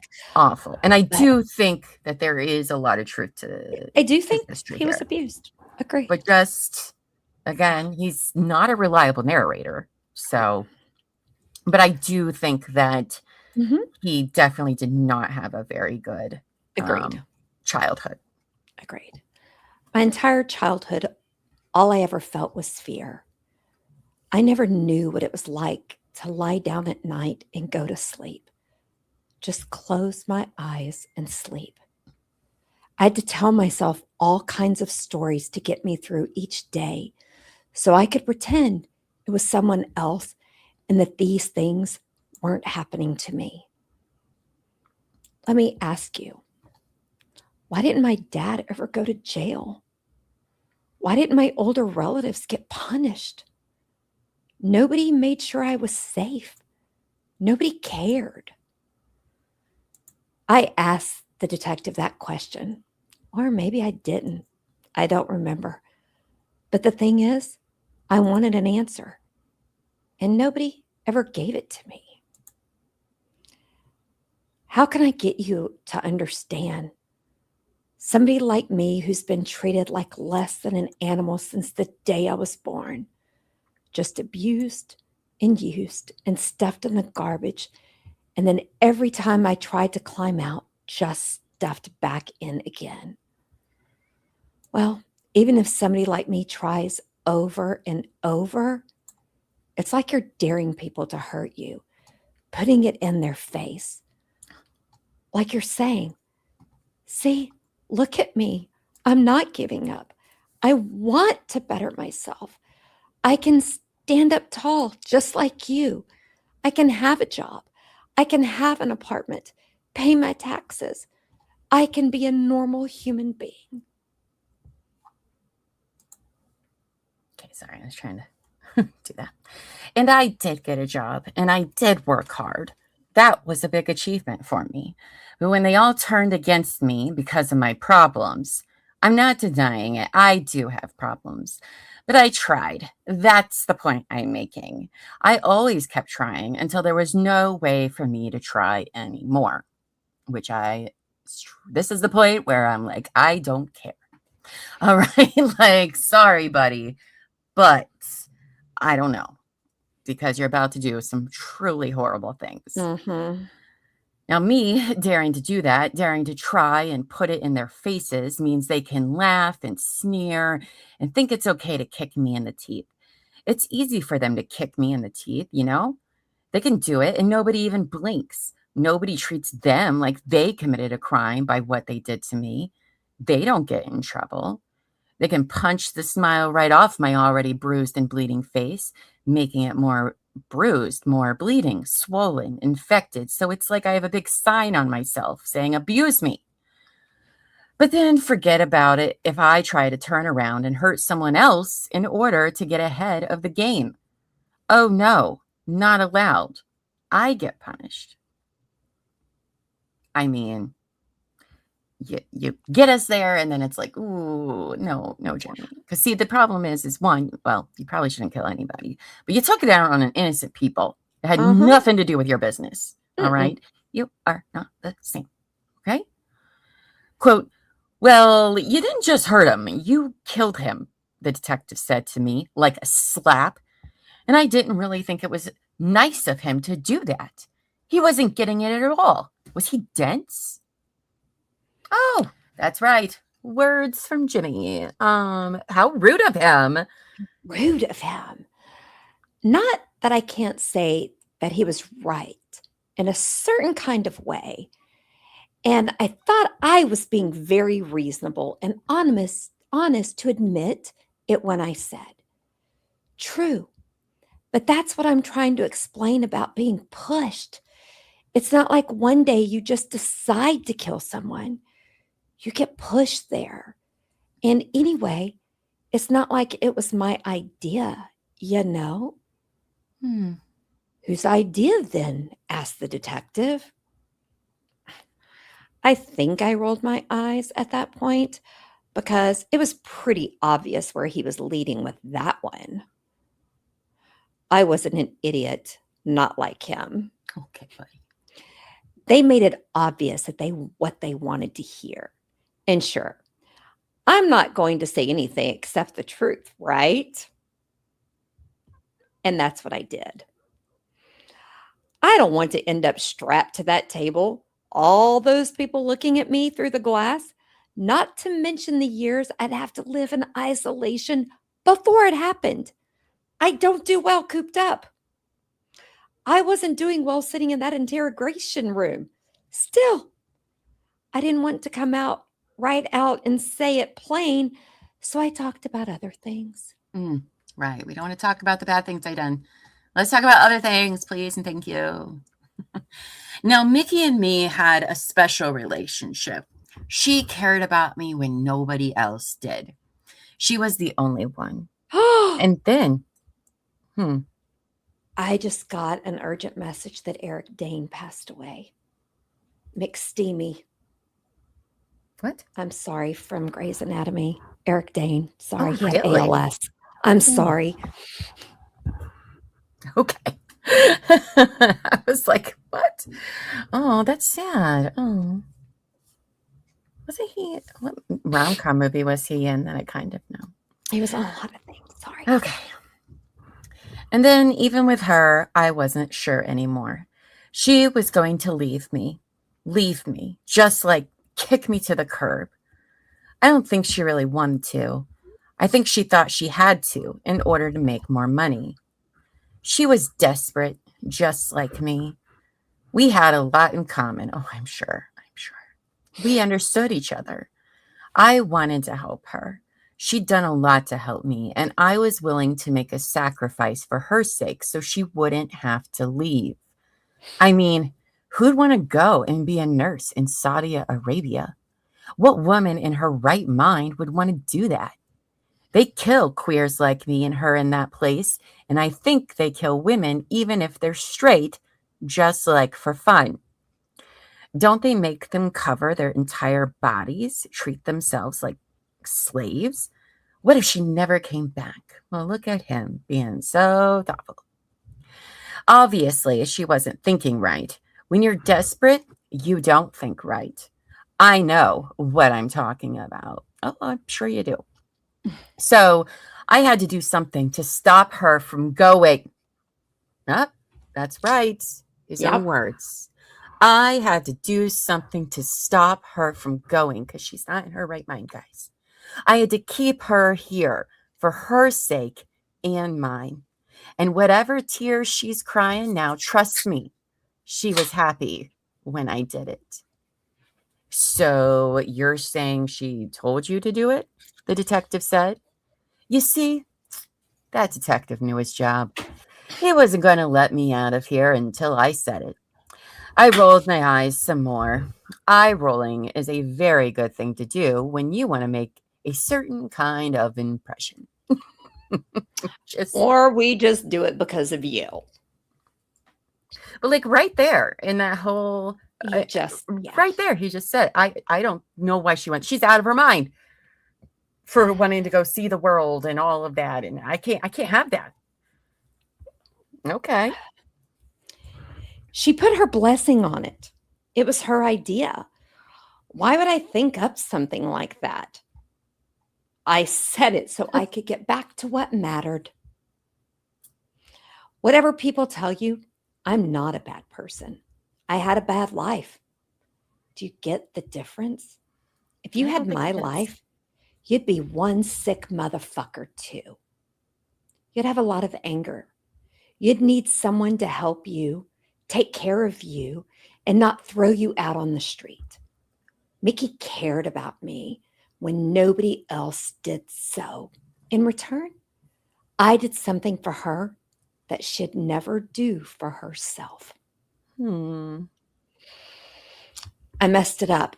I know that. And okay, I shouldn't have been so easily convinced to do it in the first place, but my heart was right.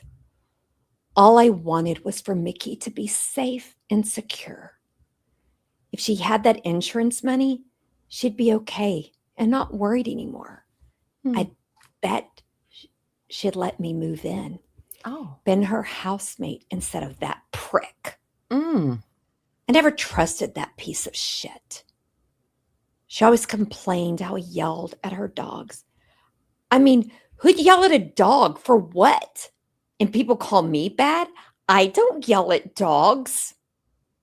You guys, people literally saying that Stephen is an awful human, but he murdered him.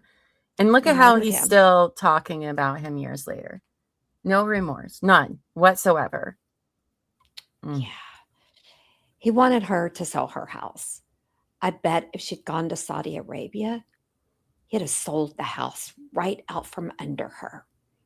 I bet when she came back, if she ever did and wasn't killed over there, she'd have had she would have had nothing. He'd have taken it all. And she was such a pushover. Oh, how can a pushover be a mastermind? She wouldn't have done anything to punish him. That's how I know she didn't see it coming. She didn't see what he was planning right under her nose. I know about those things. I know about backstabbers. But Miki was so trusting. She only liked to think good of people.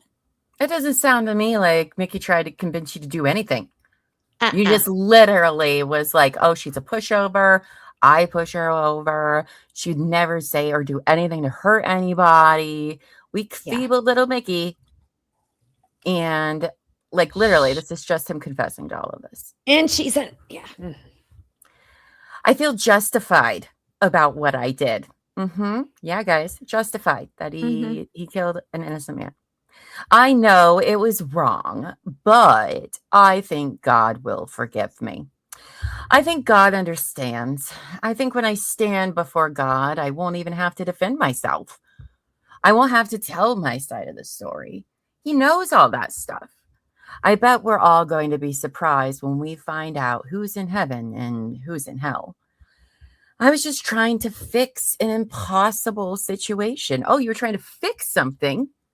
Oh, wow. Not that there was a contract or anything like, okay. I was trying to do some good. And okay, maybe that's a stretch. Maybe hard for people to accept, but there it is. In my screwed up mind, that's how I saw it. I was trying to do some good. Afterwards, when I got caught and you told me that I did, I couldn't believe it. Anyone who'd stabbed someone 44 times must be a maniac. And then I cut off his penis? I don't remember that. I thought I stabbed him like 7 times or so, not 44.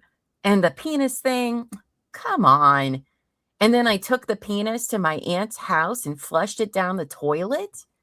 I buried the knife blade by the clothesline. That's insane. Not to mention stupid. So he's saying, I don't even remember doing any of that. I only stabbed him 7 times, You're guys. just 7. It's not like I went crazy and stabbed him 40-something. No. But I was drunk. So again, let's put the responsibility off to something else other than yourself, Jimmy. I had to get drunk in order to do what I did. I can't remember carrying the penis all the way back home with me. Why'd I do that? Was it in my pocket? In a plastic bag? My aunt can't be happy about that. No. Every time she sits on the toilet, I bet she thinks about that penis swirling around and around, and then down it goes. It's very descriptive, Jimmy. That is a bit much, Jimmy. Oh, the rain has started. It is Yes, heavy. he is Mr. McSteamy. Yes. What if it got stuck? What if the toilet overflowed and it spilled onto the floor? And she has to sit there and think about it. That's fucked up. Yeah, Jimmy. No shit, it's Jimmy. Real fucked up, Jimmy. That's why you're here. But anyway, my point is, you don't need to have a fancy psychiatry degree to know that somebody who do something like that is seriously out of his fucking mind. We know, sir. That's the whole point. That's why we're here. Savage, I can always count on you for a giggle. Always. Thank you. Okay. That was so much. Like just in that whole. And how that is not being you. Mm-hmm. Okay, we're going to continue. Miki was the mastermind. I couldn't have thought up all of those things. Like Dwayne Bell. Why would I have knifed him like that? What reason would I have if she hadn't told me to do it? Sir, you just listed a whole bunch of other reasons. Dude, sometimes I get confused and I wonder if I remember things right. Sometimes I think maybe I didn't tell the detectives the story in the right way. But that's just because I'm actually a very honest person who goes to the extreme to make sure I am continually second guessing myself. Yeah, that's how that works. Okay. The Kool-Aid. If I did bad things, I did bad things. I know. I sliced up Dwayne Bell, or at least that's what I told the police, didn't I? Or did they tell me that I did it and I said, okay? You see, I can't remember now. Do you think what I did was wrong? I'm not sure who asked me that, the detective or the therapist. Probably the therapist. Probably everybody. We're asking. I keep telling you, it might have been a bad thing, but I did it for a good reason. So it's fine, guys. It's fine. It was a good reason. I agree that a maniac did those things, but that's not me. I wish for once people would look inside and see who I really am. A sensitive, caring person who's in terrible pain. I agree. You probably are in pain. But again, I'm like all the other poor, abused, and powerless people. I never stood a chance. And now I'm dying of AIDS in prison. A demon with sharp teeth somehow got inside of me, and he's tearing apart my liver and my skin. I saved my skin, and now the demon's eating it. Which is dark to say that. I will say he does have some mental issues and secondary syphilis. I mean, it's eating his brain inside out. This isn't how my life was supposed to be. I was a little boy once. I had hopes and dreams, just like anyone else. I know that I was happy, really, when I was sitting up in that tree and looking down on the world, dreaming of where I'd go, the things I'd do. But that was before I got hung from it, and ever since, hard as I try, I can't remember the happiness. The world looked different after that, and I got scared to climb above it. I cried for that little boy filled with so much love. I loved flowers. I loved animals. The fuckers who suck the life out of me are the maniacs, not me. This isn't how my life was supposed to be. It's just not fair. To a certain degree, it's not fair, but But you made conscious decisions and choices, sir. Never wanting to take responsibility for anything. Not once. Or remorse or anything. When I finished talking, I felt like I'd really done my best.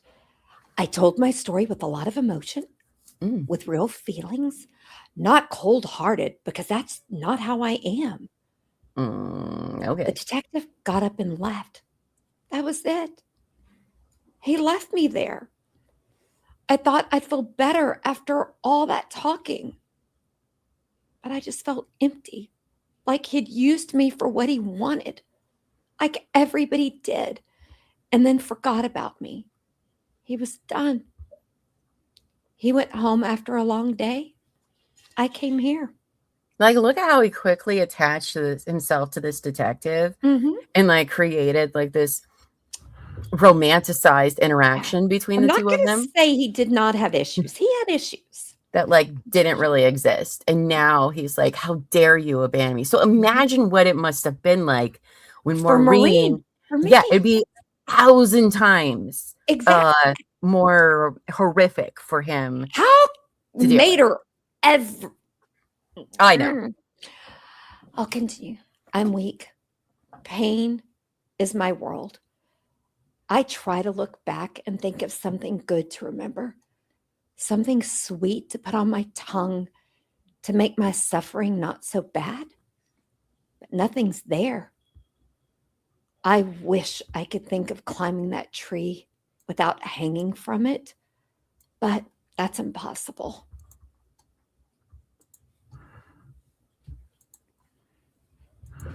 Oh, sorry. I lie in the dark, sweating, panting, an agony of nightmares crawling all over me. And I say, why? There's no answer that comes to mind, just silence and another needle. Soon I'll be dead, and Miki will still be alive. She's the one sentenced to death, and I'm the one dying. How about that? They put her there, not me. I'm telling you, they're the real maniacs. Those two-faced bastards. I mean, not wrong, but also not wrong. Did it as well.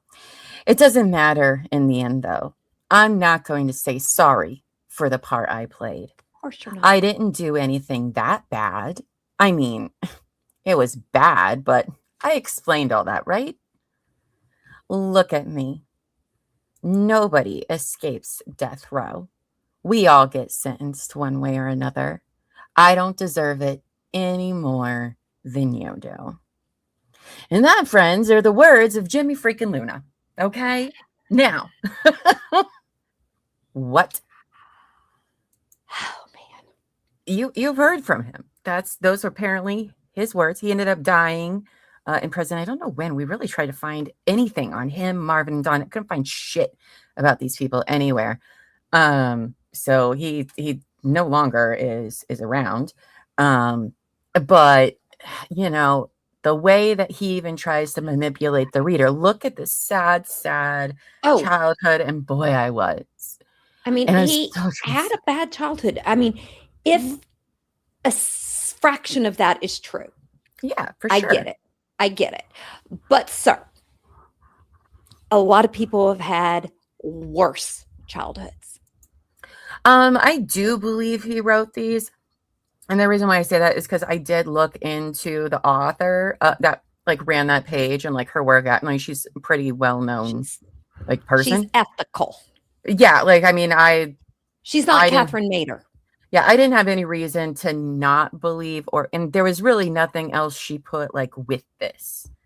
You know what I mean? It was that's literally the words. So, I mean, I found it to be probably highly reliable. I vetted her. She seemed like a professional person. She didn't even really write a lot of true crime or anything like that. So yeah, you did fall in some rabbit holes trying to Yeah, find some rabbit them. holes. But just like Now, we heard from him.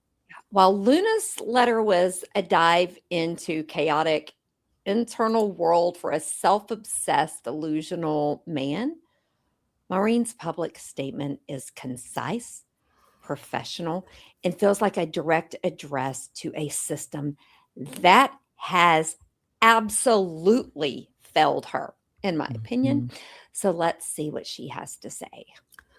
April 8th, 2004. All right. I need help. My name is Maureen McDermott, but my friends call me Miki. My life has been stolen away from me by the horrific violence and insane lies of Jimmy Luna, whom I once thought was, at worst, a pest. Never did I imagine that he would steal the life of my friend Stephen Eldridge, then lie and steal my life too. But that's what he did. My case was fabricated from police and prosecutorial. Why can't I say that word? Prosecutorial. Thank you. Misconduct. We've said a lot of words tonight. My trial was a travesty. Underscore that like 3 times. Underline that. My incompetent trial lawyer did no investigation and presented no defense. And I'm on death row for a crime I did not commit, a crime I knew nothing about, a crime I never would have wanted to happen, had I even known or suspected it was going to happen. I had excellent attorneys for my post-conviction appeal, and now I have excellent attorneys for federal habeas. What I need now is public support.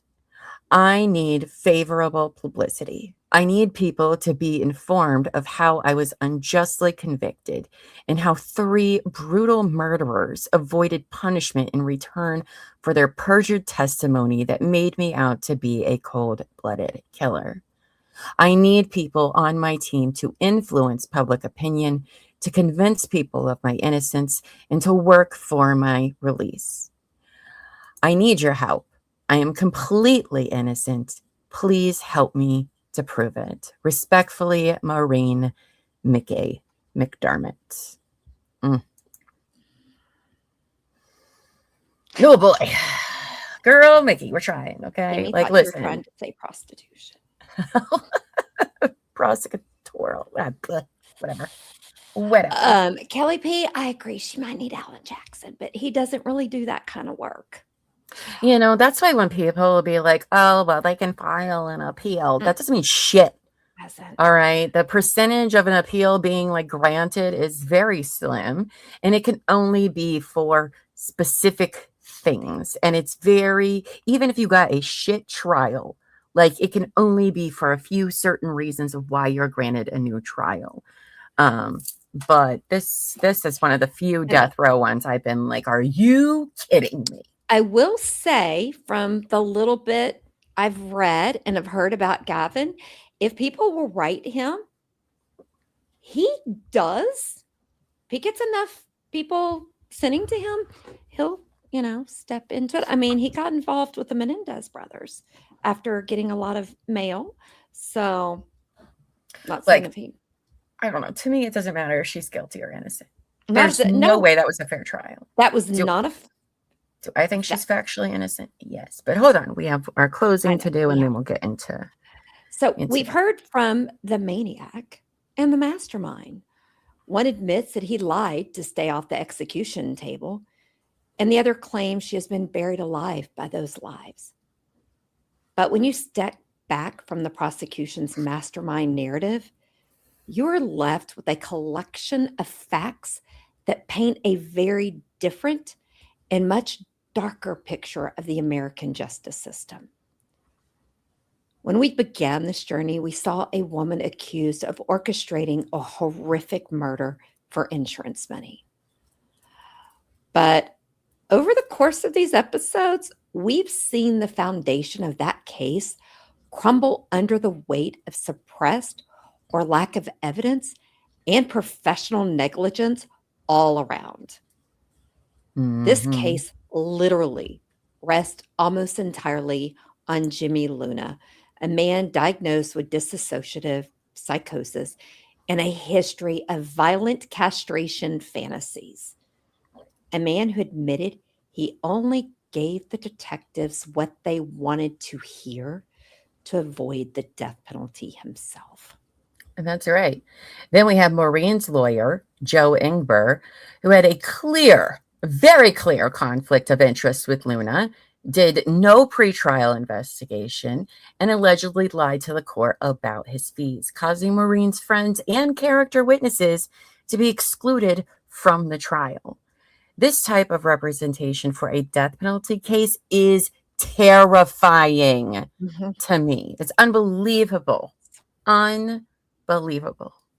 Then there's the sloppy investigation from crude bullshit bathroom experiments to a lead detective who took 0 notes at the crime scene. The physical evidence used to corroborate Luna's lies was based on guesswork and memory and no forensic science. All right. None. And we all should know, we're all humans. Memory is not something you should be relying on in a death penalty case. Mm-mm. And when you're a lead detective, you should know better. You should know better. It's still hard to comprehend that 3 men, Jimmy Luna, Marvin and Dondell Lee, who all participated in a brutal murder of an innocent man, either got full immunity or avoided the death penalty. And the only person facing execution is the one who very well could be an additional victim. If Jimmy Luna's mind was truly a minefield of violent delusions, as Dr. Lewis suggested, then the state of California didn't just convict Maureen McDermott, they allowed a killer to choose his own ending while they authored hers. Mm-hmm. As Maureen McDermott awaits in her cell, she continues to maintain one simple truth. She is innocent. And after looking over all of the information, the question isn't just whether or not she is innocent. It's whether any of us could be safe in a system where the truth is traded for a deal. Mm-hmm. So what is your guys' verdict at this point? Chat, replay crew, you can leave it in the comments. What do you think about this? Do you think she's guilty or innocent, needs a new trial? Are you outraged by what you heard? Or maybe not. Maybe we're not seeing things from a certain angle. I don't know. But what are your thoughts about this? Because I had never heard of this case before. I hadn't either. When I was writing for Women on Death Row, listen, I read a lot of death row cases, and there wasn't really a single one that I was like, oh, until I got to Maureen's. And then I was like, whoa, we got some problems here. We got some problems here. You know how old she is now? She is 70. Oh. She's in her 70s, maybe early 80s, something like that. So I personally I think that she is factually innocent. That's my opinion. I think that Jimmy was very upset about her leaving. He had already lost his job. He lost his place to live. So that's going to make anybody in his situation spiral. She loaned him money. She was the only one there to answer his calls. She's been incarcerated since 1989, I believe, Lainey. Well, since 1985 when she was arrested. Waiting for trial. Yeah, so 40 years. She has been locked up for 40 years because she was not given bail. And she's been on death row this whole time. She's still on, technically, California's death row. But I could not believe that they would put Jimmy Luna on the stand, period. I can't believe it. I do feel like this was a very political trial. During the 80s, it was in the middle of the 80s where AIDS was a big deal. Gay rights was a big deal. Racial issues were a big deal. And this kind of had like all of the different factors into play that I don't know how you could look at this and not think that it wasn't a political move for Catherine Mader, who, quite frankly, I do not have good words for that woman. How dare you? Yeah. Because there was no justice done for Stephen by what you allowed those other two to get away with. No, there How was dare none. you? None. Mm-hmm. She did not do her job. She has a group of supporters, but it's not very big. Again, this isn't a very well-known, talked about case. And we couldn't even find pictures of Jimmy, Dondell, or Marvin. We don't even know where they went. We looked everywhere trying to find them, and we have no idea what happened to them. And I mean, well, Jimmy's dead now, but that you let off two of the people of this crime scot-free is appalling. I mean, we know whoever's first to the table gets a deal. We know that. They don't normally get to walk away completely. For 44 stab wounds and mutilation to the body. Mm-hmm. Ugh, and they beat up Maureen. Nobody even got charges for that. No, because they said, oh, she just did it to herself. It's just that story, it just doesn't track with me. I mean, listen, we do hear people have killed people over $2. All right. We've heard tons of life insurance. But it didn't make sense for her and her life and where it was. None of this makes sense for her character as a person. And all of it makes sense that Jimmy just came up with this all in his mind because he didn't deal with any of his childhood bullshit. He even admitted, she didn't ask me, I just knew. But yet, in part one, we talked about how they negotiated over the fee. Exactly. How do you negotiate over the fee if she didn't ask you? Exactly. Now, maybe there's more details to this trial that we don't know. Even if there is, send them. Even if there is, I don't know if that still makes up for all the shenanigans that happen in my eyes. But I would still like to read it. But yeah, I tried to find like everything we could, and that was really it. And no, she doesn't really have a huge supporter base, but I do think, I think she's innocent. I don't think she had anything to do with this. I don't either, but even besides that, she didn't get a fair trial. Whether she's innocent or guilty, he should never have been allowed to testify against her. Because there was truly no other evidence against her. And California law says you can't do just that. I'm sorry, phone records. But the bathtub, Carrie. You didn't even check the bath water. Yeah. I mean, right, between that bunk science, it's not even, I'm not even going to call it that. It's not even science. A lead detective who took no notes, which means anything you hear about the crime scene. Didn't even know who wrote the report that was written. Yeah. It's just wild to me. So you got locked up in Tampa for sitting in a parking lot minding your own business, right? Like, I mean, it's crazy. Sometimes we do run across cases where it's just like, no, and that's why I very much believe in transparencies with the court system, including streaming trials, all of that, because listen, Maureen is not the only person this has happened to. Just like I said when we were covering the Karen Reed trial, Karen Reed's not the only person this has happened to. All right. It's happening to tons of people all over the country, all of the time. Lainey, it's not. So she found it when the death row cases were going on, women on death row, and she looked into it from there, and she said something just doesn't smell right on this one. Yeah, and then there's just not a lot of movement for this. So, but that's what we have for you tonight. Do you have any more closing thoughts? It was a wild ride, and I think we need to figure out what can be done, whether it's people write letters, something, because this poor woman. Yeah.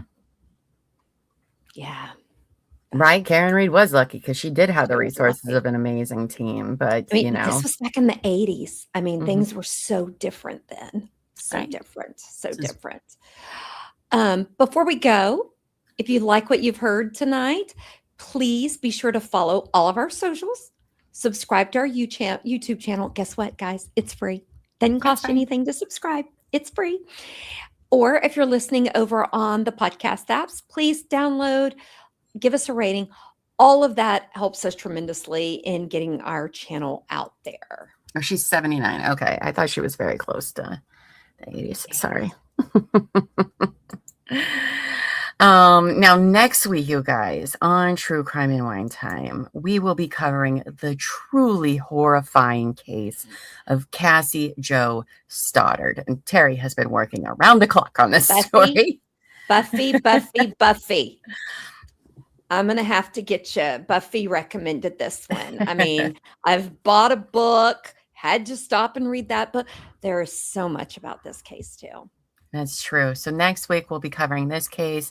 We are live every Thursday night at 8 p.m. Eastern, right here on our YouTube channel. In case you're listening on the podcast, come over here. We have visuals and stuff too. Now you can catch me every Tuesday, Thursday, and Friday at 11 a.m. Eastern, including tomorrow, where we are deep diving the con heard around the world, Laura Owens. We're doing this to prepare for her upcoming trial. And you guys, it has everything. All right. We are covering the stories of 3 different men who all face the same pattern. Brief encounters followed by claims of pregnancies, faked ultrasounds, lawsuits, harassment, all sorts of things. And right now, today, she faces 14 felony counts, including perjury, evidence tampering, and identity theft, based on just 2 of the 3 men we are talking about, which is serious. And whispers say maybe some federal charges coming too. Ooh. So just like you, we're also very new to this case, and you do not want to miss a single minute of this deep dive before the trial starts. So grab some snacks, join us on the wild journey as we dig through document by document, victim by victim, and react live to every twist and turn as it unfolds. And if you guys are behind, if you don't know what we're talking about, which you probably don't, we have a whole Laura Owens playlist on our channel. You can get caught up. Join us as soon as you are. So definitely be sure to hit the subscribe button and the notification bell so you don't miss when we go live with that too. Because in this case, the truth is stranger than any reality show. It's some of the craziest stuff I've ever encountered. I have to tell you, if Jerry Springer was still going, Jerry Springer would be all over this because it is, she got her notes from there. Right. And if you want more of me, you can catch me live every Monday and Wednesday for Midday Missing, live on YouTube, Facebook, TikTok, and Kick at noon Central. Now, since I was unable to stream on Wednesday this past week, just yesterday, I'm going to be doing a special for Midday Missing on Sunday at 2 p.m. Eastern, 1 p.m. Central. And guys, the most important thing to remember is that just by watching and sharing the posters, we help the families keep their loved ones' stories alive. And just maybe a tip will get called in and help them get the answers that they deserve. Right. Oh, I love that. Well, is there anything else you have you want to say tonight, Terry? Or I mean, thank you for all being here for us tonight. It was a wild ride. It has been a wild ride kind of day on this channel. But just remember, until next time, guys, please stay safe. If you see something, say something. And enjoy your wine time. That's right. Until next Thursday, guys. Go forth. No, we're back on Tuesday. Oh, that's right. We're back on Tuesday because we have the interview. Oh, gosh, I knew that. It's in the calendar. I'll show up. It's okay. We're back on Tuesday with Justice for Ruby. That's right. Until Tuesday for Justice for Ruby. Until next time, stay safe and go forth and be amazing. All right. Bye, guys. Bye.